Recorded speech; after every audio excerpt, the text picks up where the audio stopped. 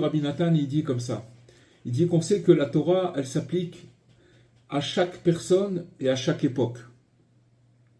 Et que, en fait, chacun se doit d'y puiser dans son propre intérêt des allusions et des bonnes leçons adaptées à son chemin. C'est-à-dire qu'en fait, toute la Torah qu'on étudie, elle est faite pour ça.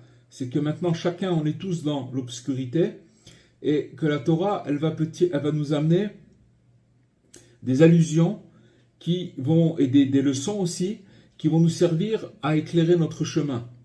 D'accord ?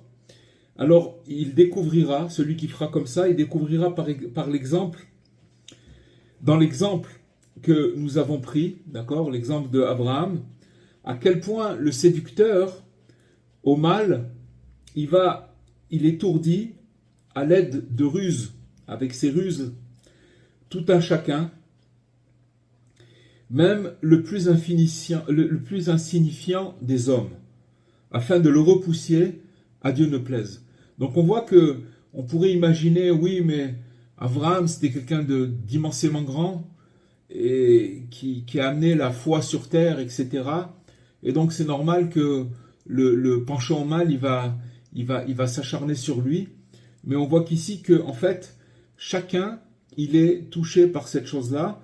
Et cette étude, quand on relate l'histoire qui est écrite dans la Torah, que Abraham il est parti pour sacrifier son fils et qu'il a été entravé par le mauvais penchant, par le Satan, il faut savoir que c'est chacun, ça doit nous éclairer et qu'on doit comprendre combien on est étourdi par ce penchant au mal et combien il travaille avec chacun, même la personne la plus insignifiante, l'homme le plus insignifiant.